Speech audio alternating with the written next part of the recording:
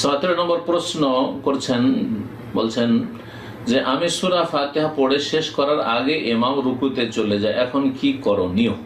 প্রথম করণীয়, আপনি সে ইমামকে নসিহা করবেন। আর দিনুন নসিহা, দিন হচ্ছে মূলত উপদেশ দেওয়ার নাম। সেই ইমাম সুন্নতের খেলাফ সালাত আদায় করছে, তাড়াহুড়া করে সালাত আদায় করছে। এইরকম তাড়াহুড়া করলে হয়তো সালাত হবে কিনা আল্লাহ ভালো জানেন, যে মুক্তাদিরা সূরা ফাতিহা পড়ার সুযোগ পাচ্ছে না। সুতরাং সে ইমামকে নসিহত করবেন, ভালোভাবে বলবেন যে আমাদেরকে সূরা ফাতিহা পড়ার সময় দেন, কমপক্ষে সূরা ফাতিহা ছাড়া সালাত হয় না। আর মযহাবী মুকাল্লিদ হানাফি যদি হয় তো তার কাছে মুক্তাদির জন্য তো কিছুই পড়া নেই। হ্যাঁ, বিশেষ করে সূরা ফাতিহার সাথে যে কি বিদ্বেষ, সানা পড়বে, সুন্নত পড়বে। হ্যাঁ, ইমামের পিছনে সানা পড়া যাবে কিন্তু সূরা ফাতিহা পড়া যাবে না, চুপ থাকতে হবে। ইবনে হোসেন রাহমাতুল্লাহ আলাইহি বলছেন যে সালাত এমন একটি গুরুত্বপূর্ণ ইবাদত, মানে শারীরিক দৈহিক ইবাদত, বাচনিক ইবাদত, যে এমন কোন সালাতের অঙ্গ নেই যেখানে নীরবতা আছে, চুপ থাকবে এমন কিছু নেই। যেখানে আছে কোনো না কোনো জিকির আজকার আছে, হয় তেলাওয়াত আছে, না হয় তাকবীর আছে, না হয় তাসবিহ আছে, না হয় তওবা ইস্তিগফার আছে, না হয় তাশাহুদ আছে, না হয় নবী সাল্লাল্লাহু আলাইহি ওয়াসাল্লামের সালাতু সালাম আছে, না হয় বান্দা নিজের জন্য দোয়া করছে।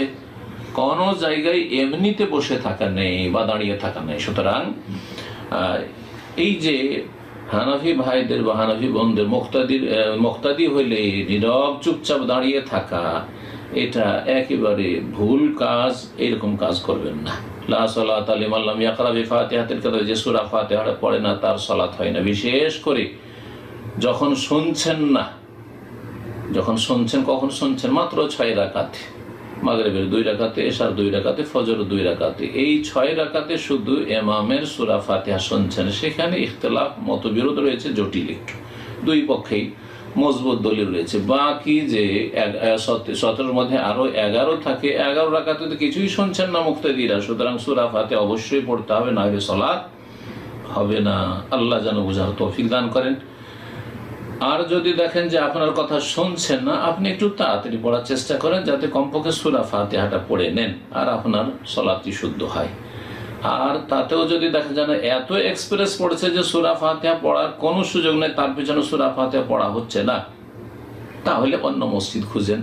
এইরকম যারা সুন্নতের খেলাফ বিদাতি সালাত পড়ায়, তাদের পিছনে সালাত না পড়ে সুন্নতি এলাকায়, যেসব এলাকায় কোরআন সুন্নাহ অনুসারীরা রয়েছে, সেখানে মসজিদ রয়েছে কোরআন সুন্নাহ ভিত্তিক, সেখানে সালাত কায়েম হচ্ছে, সেখানে গিয়ে বসবাস করেন। এটি আপনার জন্য কল্যাণকর হবে।